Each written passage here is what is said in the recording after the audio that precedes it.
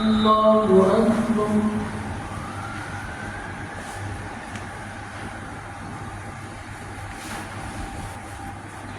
الله أكبر.